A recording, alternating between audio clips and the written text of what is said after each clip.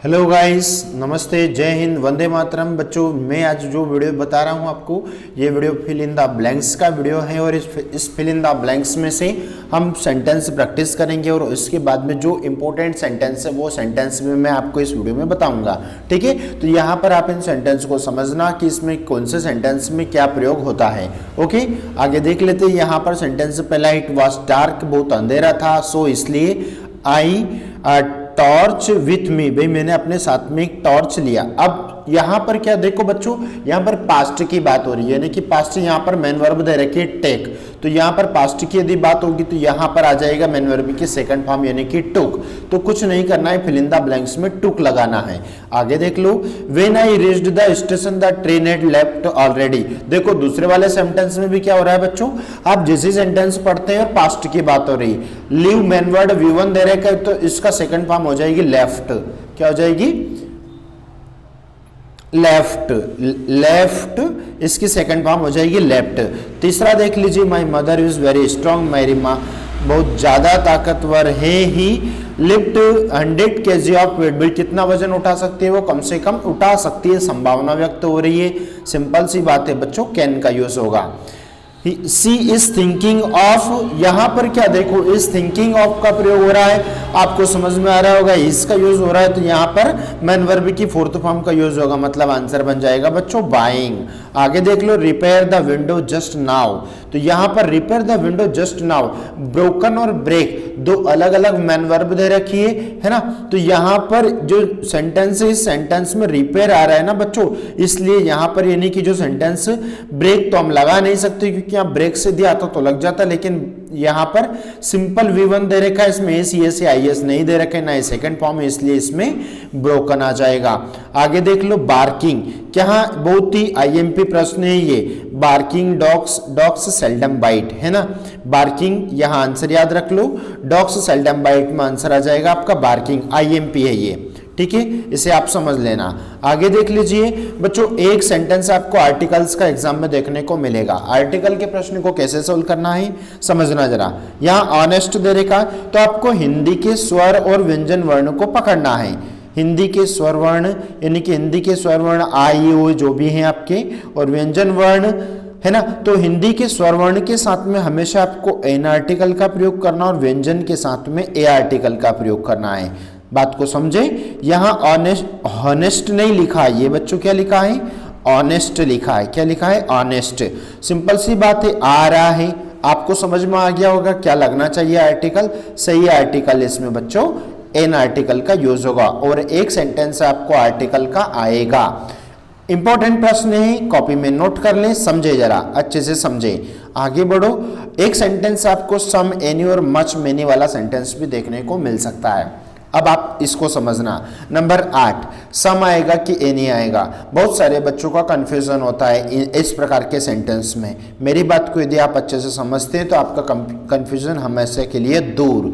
सम कब लगाया जाता है बच्चों? जब आपका सेंटेंस अफर्मेटिव हो, यानी कि सकारात्मक सेंटेंस हो, उसमें कोई नाट वाट का लपड़ा नहीं हो, नाट का लपड़ा नहीं हो, ऐसी कंडीशन में आपको सम लगाना है। यदि नॉट वाला सेंटेंस आपको मिल जाता है, आपको सेंटेंस कन्फर्म करना भी नहीं याद है, लेकिन आपको उस सेंटेंस में मात्र नॉट दिख गया है ना, तो बिना किसी सोचे समझे बच्चों आप उसमें एनी लगा दीजिएगा। क्या लगाना? एनी, यदि आपको नॉट दिखाई देता है। अब आपको इस सेंटेंस को देखने के बाद में समझ में आ गया होगा ना, इसका आंसर क्या आ रहा है? एनी इसका आंसर हो जाएगा। नेक्स्ट क्वेश्चन नंबर 9, IMP प्रश्न है ये, नंबर 8। नंबर 9 भी इंपॉर्टेंट है। How students are present today, भाई आज कितने छात्र छात्रा उपस्थित है, तो यहां पर क्या, हाउ काउंटेबल एक अलग होता है और अनकाउंटेबल अलग होता है। मच का प्रयोग बच्चों हमेशा मात्रा के लिए प्रयोग करते हैं, लिख लो जरा इसको कॉपी में। मच का प्रयोग कब करते हैं? मात्रा, ठीक है। और मेनी का प्रयोग कब करते हैं बच्चों? संख्या। मेनी का प्रयोग कब करते हैं? संख्या। अब संख्या और मात्रा का पता कैसे लगेगा? संख्या का मतलब यहाँ स्टूडेंट्स, क्या स्टूडेंट को आप गिन सकते हैं 1 2 3 4 5 7, काउंटेबल है, मतलब समझ गए मेरी बात को। मात्रा का मतलब क्या होता है, यानी कि वाटर है, पानी है, जिसको मात्रा से नापी जाए, ऑयल है ना, तो वहां पर मच का प्रयोग होगा। यहां आपको इस सेंटेंस को समझने के बाद में आपको आप समझ में आ गया, ये स्टूडेंट्स काउंटेबल नाउन है, इसका मतलब बिना किसी सोच से समझे बच्चों इसमें आपको क्या लगाना है, मैंने अब इसमें लग जाएगा, आईएमपी सेंटेंस है ये भी। अगला देख लो भैया, how sugar do you taken in टे। अब जो मैंने आपको ऊपर बताया, यदि आपने उस बात को ध्यान में रख लिया तो आपने डायरेक्ट इसका आंसर चयन कर लिया होगा। क्या लग रहा है, मच आ रहा है, मैंने आ रहा है, आ रहा है ना समझ में, क्या आ जाएगा, मच आ जाएगा, क्योंकि यहाँ पर शुगर आया है, अनकाउंटेबल है, मात्रा हो रही है, इसलिए इस सेंटेंस में मच आ जाएगा। नेक्स्ट देख लो बच्चों, यहाँ पर द अर्थ राउंड द सन, पृथ्वी सूर्य की चक्कर लगाती है, तो अर्थ आया है ना, इसका मतलब यहाँ पर मूव्स का यूज होगा, क्या आ जाएगा, मूव्स आ जाएगा, ठीक है, मतलब समझ रहे हैं ना, आपने जो प्रेजेंट टेंस पढ़ रखा है तो ये बहुत ही सरल है। ही ऑलवेज वन टाइम, ही ऑलवेज, यहाँ पर ही सब्जेक्ट आ रहा है ना, इसका मतलब ही सब्जेक्ट के साथ में V1 प्लस ACSEIS मतलब कम सा आएगा। देखो अगला क्या है, Ganga is a sacred river, फिर आर्टिकल का प्रश्न फंसा यहाँ पर। स्पेशली कोई भी एक ही इस वर्ल्ड के अंदर यदि कोई भी एक विषय वस्तु यदि होती है तो वहां पर आपको बिना किसी सोचे समझे द आर्टिकल का यूज करना है। Arun is tallest boy in the class, Arun is, यहां पर क्या आया बच्चों, टॉलेस्ट आया है, टॉलेस्ट आया मतलब समझ जाना कि ये सुपरलेटिव डिग्री है, टॉलेस्ट, यंगेस्ट, कुछ भी ऐसा दिखाई दे, मतलब जो सुपरलेटिव वर्ड है tallest, adjective word superlative word. अब यहाँ पर जब भी कोई सुपरलेटिव वर्ड आता है ना तो बिना किसी सोच समझे आप उसमें बच्चों द आर्टिकल का यूज करना है, मतलब इसमें द आर्टिकल का यूज होगा। आगे देख लेते हैं, हिज फादर इज MLA, जैसे ही मैं इसको लिखता हूं MLA, अब आपने क्या देखा, यहाँ पर ए आर्टिकल देखा, ए आर्टिकल देखा मतलब कि यहाँ पर ए तो भैया क्या है, अभी मैंने ऊपर बताया था स्वर वर्ण है, स्वर के साथ में क्या लगता है, स्वर के साथ में एन आर्टिकल का यूज होता है, मतलब आपको 15 का आंसर समझ में आ गया होगा ना, मतलब इसमें आ जाएगा बच्चों एन। और मैं बोलना चाहूंगा कि आपको जितने भी सारे एक एक टॉपिक्स को लेकर, तो सारे टॉपिक्स के बहुत सारे टॉपिक्स आपको चैनल पर, जैसे आप सर्च करते हैं चैनल पर आप जाइएगा, संतोष दांगी इंग्लिश है ना, जैसे ही आप इस चैनल को सर्च करेंगे और इसमें 10th के मैक्सिमम मटेरियल इंग्लिश का A to Z, यानी कि यहाँ पर इसमें निबंध, application, letter, fill in the blanks है ना, ऑब्जेक्टिव क्वेश्चंस आपके 15 और क्वेश्चन आंसर विशेष शॉर्ट ट्रिक में, बहुत ही शॉर्ट आंसर 27 मैंने IMP प्रश्न के यहाँ पर वीडियो डाल रखे हैं बच्चों, तो आप वहां से जाकर सारे 1 to 1 करके सारे वीडियो को एक एक बार देख लीजिए, आपके दिमाग में बिल्कुल पेपर, इंग्लिश का पेपर का आप वेट करेंगे फिर कब अंग्रेजी का पेपर कब आ जाए और हम उसे सोल्व करें। लेकिन फिर भी यदि आपको कुछ समस्या आती है, दिक्कत आती है, तो हमें कमेंट बॉक्स में कमेंट करें, डेफिनेटली हम उसके ऊपर काम करेंगे। और हमारा उद्देश्य बच्चों, आपकी सफलता ही हमारा उद्देश्य है कि हमारे सारे बच्चे, आप हमारा एक परिवार है, एक यूट्यूब एक परिवार, एक फैमिली है, व्यवसाय इसका उद्देश्य नहीं है। हमारा उद्देश्य, क्योंकि बीइंग अ टीचर, एक शिक्षक होने के नाते मैं आपको यही गाइडलाइन कर सकता हूं, मैं सारे बच्चों को 11th में देखना चाहता हूं। ओके, तो आप एक एक करके इन सारे वीडियो को अच्छे से समझ लिए, और आपको समस्या आती है, दिक्कत आती है तो मुझे कमेंट करें, मैं बिल्कुल उसके ऊपर काम करूंगा, और जितने भी सारी हमारी से हेल्प होगी उस हेल्प हम बिल्कुल करेंगे। आगे देख लीजिए number 16, they have been playing, देखो हैव बीन आया है बच्चों, तो यहाँ पर मॉर्निंग आया है, नहीं कि यहाँ पर पॉइंट ऑफ द टाइम का यूज हो रहा है। तो जब भी कोई पॉइंट ऑफ द टाइम का प्रयोग होता है ना, मतलब निश्चित समय यदि होता है ना, तो बच्चों उसमें सिंस का यूज करते हैं, और जहां पर समय अवधि होती है वहां पर फॉर का प्रयोग करते हैं। मॉर्निंग क्या हो रहा है भैया, they have been playing her since morning, वे यहाँ पर सुबह से खेल रहे हैं, सुबह से खेल रहे हैं, मतलब बच्चों यहाँ पर सिंस आएगा, IMP सेंटेंस है। आगे बढ़ जाओ, फिर इसी प्रकार का एक सेंटेंस आया, अब यहाँ पर 3 days 3 years लिखा है, क्या है 3 years, यानी कि 17 का आंसर।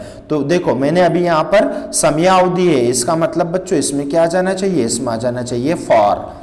देखो they will go to Delhi Monday, भाई वो कब जाएंगे, मंडे को जाएंगे, कहाँ जाएंगे, दिल्ली जाएंगे। अब 18 के आंसर यदि देखेंगे तो बात को समझना जरा, जब भी कोई भी यहाँ पर आपको डे दिखाई दे, यानी कि कौन सा भी दिन यदि दिखाई दे, है ना, तो वहां पर आपको ऑन आर्टिकल का प्रयोग करना है, सरफेस, है ना। तो यहां पर बच्चों क्या आएगा, ऑन आर्टिकल आएगा। लेकिन एक ऑन और कहाँ इंपॉर्टेंट है, जहां पर सरफेस होता है। सरफेस क्या होता है भैया, यानी कि सरफेस का मतलब होता है बच्चों ऊपरी सतह से यदि कोई स्पर्श यदि हो रहा है ना, उसके ऊपरी सतह पर, जैसे कि ये ऊपरी सतह है ना, यहाँ पर यदि कोई स्पर्श हो रहा है, जैसे कि बिल्ली भी यदि यहाँ पर यदि कूदती है तो ये उसकी ऊपरी सतह पर स्पर्श हो गया, मतलब इसमें इससे पहले आ जाएगा ऑन आर्टिकल। आगे बढ़ जाएं, नेक्स्ट नंबर 19 इंपॉर्टेंट है ये भैया, आगे देख लो। वी वेंट टू कश्मीर अप्रैल, यानी कि 19 का आंसर यदि देखेंगे तो इसमें आ जाएगा इन आर्टिकल, यानी कि ओके। आगे देख लो, his uncle died on cancer. अब समझना जरा, यहाँ फिर एक मैं बात समझाऊंगा। जब भी किसी भी व्यक्ति की मृत्यु यदि कोई बीमारी से होती है बच्चों, यदि बीमारी से किसी व्यक्ति की मृत्यु यदि होती है तो बिना किसी सोचे समझे बच्चों आप उसमें आप प्रपोजिशन का यूज करते हैं ना।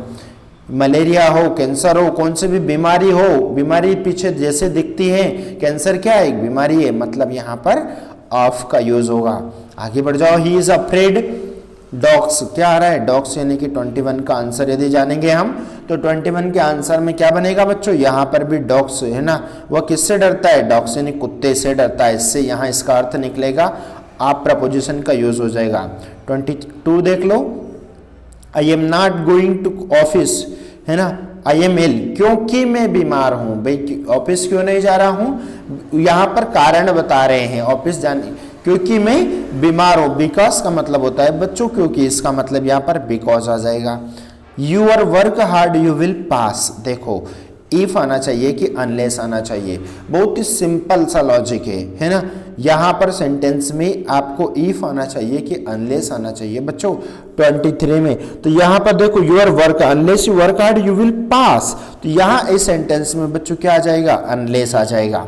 ठीक है, नेक्स्ट क्वेश्चन, आई प्रेफर, देखो इस सेंटेंस आईएमपी सेंटेंस है नंबर 24 आईएमपी है। आईएमपी क्यों है, बात को समझना। ये प्रेफर वर्ड है ना, प्रेफर वर्ड बच्चों हमेशा टू वर्ड को लेकर चलता है। जब इसमें देन का बच्चे क्या करता है, जल्दी जल्दी में तुलना कर देता है और देन लगा बैठता है, गलत हो जाएगा। ठीक है, तो यहाँ पर क्या यूज करना है आपको, टू का प्रयोग करना। आई प्रेफर कॉफी टू, भाई वो चाय की अपेक्षा, चाय से ज्यादा क्या पसंद करता है, कॉफी, तो इसका यहाँ पर प्रयोग होगा टू, यानी कि राइट प्रपोजिशन वर्ड है, टू का प्रयोग हो जाएगा। प्रेफर के साथ में टू का प्रयोग होता है, ध्यान रखना, दिमाग में सेट करो। इंपॉर्टेंट उदाहरण IMP, very very important. The patient had died the doctor arrived, भाई डॉक्टर पहुंचने के पहले ही पेशेंट का क्या हो गया, मृत्यु हो गई। यानी कि बिफोर का मतलब क्या होता है बच्चे, पहले होता है। बिफोर का मतलब पहले होता है, आफ्टर मतलब बाद में होता है। मतलब आपको समझ गए ना, डॉक्टर जैसे कि पहुंचने के पहले ही क्या हो गया, मरीज तो मर गया, इसका मतलब यहाँ पर क्या आएगा, बिफोर आएगा। आगे बढ़े, भोपाल इज लार्जर, लार्जर आया ना बच्चों, लार्जर आया यानी कि कॉम्परेटिव डिग्री का उदाहरण है ये। क्या है, कॉम्परेटिव, कॉम्परेटिव मतलब तुलना हो रही, कोई दो वैसे वस्तु के बीच में तुलना हो रही है, मतलब सीधा सा लॉजिक। आपको तुलना यदि करना है तो तुलना हमेशा आपके देन से ही तुलना होती है, अपेक्षा। आगे बढ़े, 27 we were making kites when father arrive आएगा या अराइव्ड आएगा, देख लो 27। देखो वी वर मेकिंग, यहाँ पर पास्ट की पूरे सेंटेंस में बात हो रही है, तो यहाँ पर बच्चों हम इसमें पास्ट वर्ब का यूज करेंगे, मतलब अराइव्ड आपका आंसर बन जाएगा। 28 देख लें भैया, 28 don't leave this place I come back, until आना चाहिए या व्हेन आना चाहिए, है ना, अंटिल राइट आंसर बन जाएगा बच्चों, अंटिल। ठीक है, आगे देखें number 29, I by that mobile if I had money, यानी कि 29 का आंसर देखेंगे, 29 का आंसर बन जाएगा आपका वर्ड। आगे बढ़ जाओ फटाफट, जल्दी से देख लीजिए क्योंकि आपका ये टाइम बहुत ही प्रेशियस टाइम चल रहा है, मैं इस चीज़ को समझता हूँ। नंबर 30 का आंसर बन जाएगा, वर्ड आ जाएगा, है ना। She would go to temple every day when she lived in village, भाई वो जब वो गाँव में रहता था तब वह रोजाना प्रत्येक दिन मंदिर जाता था। She wanted to an engineer, भाई वो क्या बनना चाहता है, वो एक इंजीनियर बनना चाहता है, इसका मतलब बीकॉम आ जाएगा। क्या जाएगा बिकम, यानी कि first option. She wanted to become, wanted to का प्रयोग हुआ इसलिए बिकम का यूज हो गया। माय फादर इज क्या है, टीचर है। कैसे टीचर है, लेकिन रिटायर्ड टीचर है। कैसे, रिटायर्ड टीचर है, यानी कि यहाँ पर इसमें क्या आ जाएगा बच्चों, कैसे टीचर है, रिटायर्ड, यानी कि V2 या V3 का प्रयोग, यानी कि थर्ड फॉर्म। अभी है नहीं, पास्ट की बात हो रही है, इसलिए मेन वर्ब की थर्ड फॉर्म रिटायर्ड हो जाएगा। ही अवॉइड्स टू स्ट्रेंगर, वो अजनबियों को कैसा अवॉइड करता है, वो क्या करता है, अजनबियों से बातचीत करना पसंद नहीं करता है। तो यहाँ पर आ जाएगा टॉकिंग टू, क्या आ जाएगा, टॉकिंग टू। अगला देख ले नंबर 34। नंबर 34 यहाँ पर मेन वर्ब सोल्ड आ जाएगी, क्योंकि sold good will not be taken back. Next देखिए number 35। Number 35 I heard some kids for help, यानी कि 35 में आंसर बन जाएगा बच्चों, यहाँ पर आ जाएगा शॉर्ट, है ना, क्या आ जाएगा शॉर्ट, यानी कि फर्स्ट वाला ऑप्शन। नंबर 36 देख लो, 36 में क्या आ जाएगा, over I work hard, you will fail, over answer बन जाएगा। 37 देख लें, 37 में एन आर्टिकल समझ में आ रहा है ना, अवर पढ़ते हैं इसे, अवर आया इसका मतलब an article. Next number 38, please spread butter on bread, है ना। तो यहाँ पर ए फ्यू या ए लिटल या फ्यू क्या आना चाहिए बच्चों, ए लिटल का प्रयोग होगा, ए लिटल इसमें राइट आंसर हो जाएगा। He has given smoking. Number 39, तो यहाँ पर आप आ जाएगा, क्या आ जाएगा आप, आज का लास्ट सेंटेंस है वी, और उसके बाद में शोड वुड या आउट क्या आना चाहिए, यहाँ पर आंसर बन जाएगा आपका शोड, आपका करेक्ट आंसर। आई होप आपको ये सारे आंसर समझ में आए होंगे, लेकिन फिर भी आपको विषय से संबंधित कुछ भी समस्या आती है, दिक्कत आती है, तो हमें कमेंट बॉक्स में कमेंट करें। बिल्कुल बच्चों हम उसके ऊपर काम करेंगे और आपको सही आंसर प्रोवाइड करवाएंगे। और इसके बाद में संस्कृत के सब्जेक्ट के बारे में भी आप बिल्कुल चिंता ना करें, डोंट यू वेरी। यदि हम आपके साथ में हैं तो आपको चिंता तनिक भी नहीं करना है। अंग्रेजी और संस्कृत की सारी चिंताएं अब हमारे ऊपर छोड़ दें, बस आप तो जो गाइडलाइन कर रहे हैं हम उस गाइडलाइन पर आगे बढ़ते जाइए और चलते जाइए। इंपॉर्टेंट क्वेश्चंस जितने भी सारे हैं मैं इसके जो बिल्कुल जो इम्पोर्टेंट आंसर्स मैंने ऑलरेडी चैनल पर बहुत सारे वीडियोस बनाकर डाल रखे हैं, आप एक एक करके उनको देख लीजिए, आपकी सारी समस्याओं का समाधान हो जाएगा। और मैं हो सकता है तो आज शाम को ही इसके कुछ इम्पोर्टेंट चैप्टर्स के बारे में आपसे डिस्कस करूंगा। मिलते हैं ब्रेक के बाद, तब तक के लिए आप लगे रहिए। जय हिंद, जय भारत।